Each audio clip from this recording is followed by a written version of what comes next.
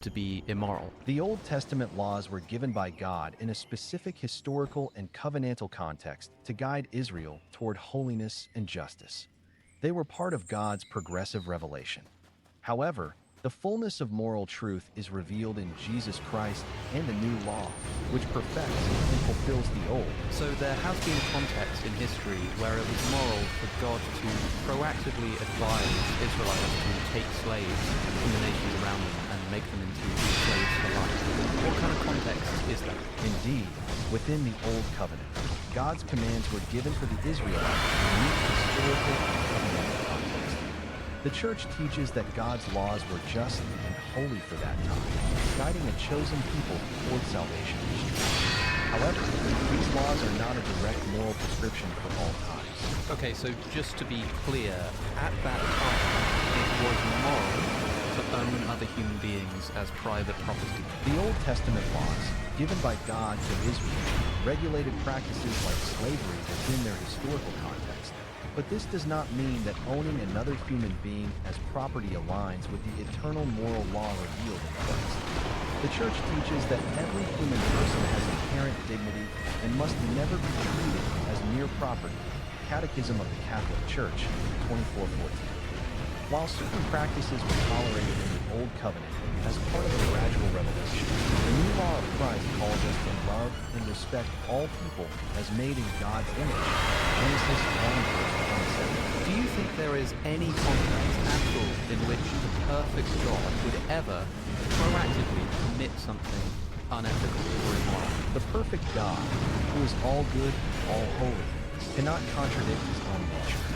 As the Catechism teaches, CCC 214, God is the fullness of truth and goodness.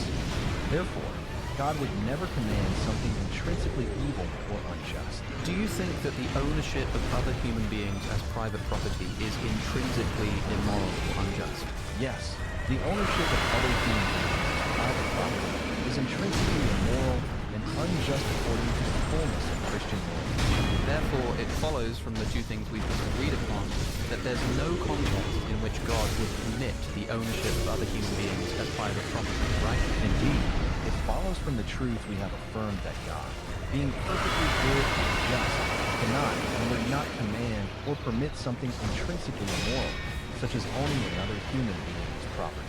So could you tell me then why, when God says you may buy some of the temporary residents living among you as members of their clans born in your country, and they will become your property, you say that this has to do with the context in which God was speaking to the Israelites? This passage from Leviticus 25 verses 44 to 46 must be understood within its ancient covenantal and cultural context. Hold on, you're talking about context again. You just told me there's no context that God would allow the ownership of other human beings as private property.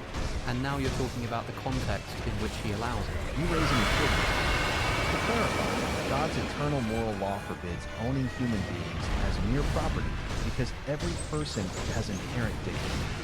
However, the Old Testament laws regulated social realities in a fallen world, often as a concession of human weakness, not as an endorsement of intrinsic evil. But if the purpose of God's revelation is to put humans on the right track, why didn't he just tell them that slavery was wrong? That is a profound question. God's revelation unfolds gradually, respecting human freedom and the limitations of the time.